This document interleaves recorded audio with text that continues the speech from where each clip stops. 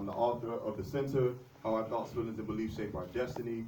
I'm also the founder of I Am King Incorporated, which is an organization right here in Harlem that uplifts young men of color in our community and brings men of color together to mentor them and share their personal experiences.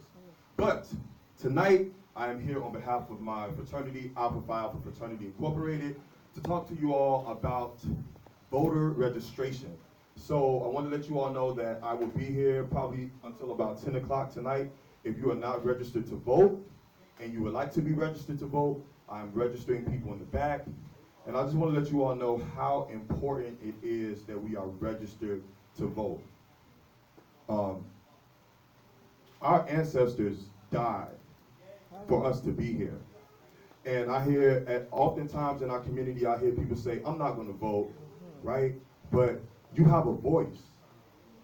You have a voice. And I know it may have been hundreds and hundreds and hundreds and hundreds of years ago when those slaves that did not make it across that water to get here died, but guess what? They lost their voice, right? But some of them made it, right?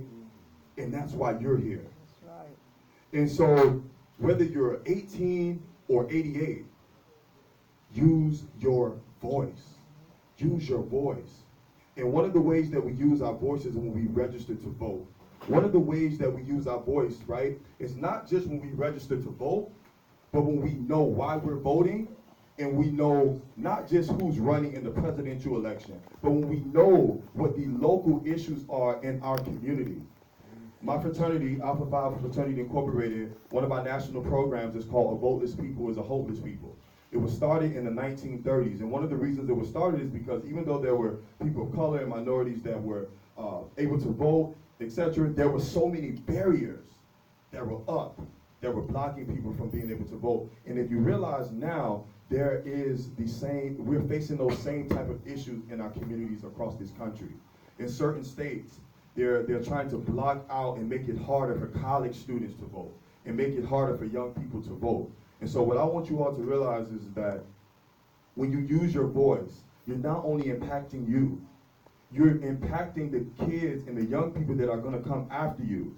You're teaching those that are going to come after you, not just tomorrow, but in the next 20, 30 to 40, 50 years, that it is important to use their voice. Second of all, I want to talk about something that's really, really huge that's coming up next year, and it only happens once every 10 years, and that's census. The Census 2020 is coming, all right? It's going to be taking place April 1st, 2020. And what is that? If you may not know, the census is what allows us to get fundings in our community. Every single person, it is so important that every single person in our community is counted. Based on the census, so many things are affected. It determines how much money flows into our communities. It determines what's being built in our communities. So many people of color were not counted. Minorities, Hispanics were not counted in the last census. So also the census is hiring. If you know someone that is looking for a job, I'll have information on the website for you in the back. They're paying $25 an hour in New York City if you're looking for a part-time job. And I want to quickly give you some facts.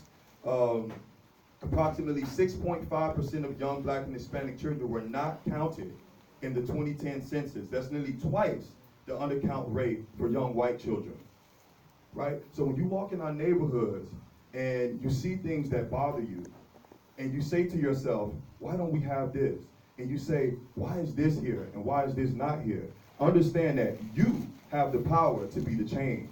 Just like Dr. King realized, I have the power to be the change.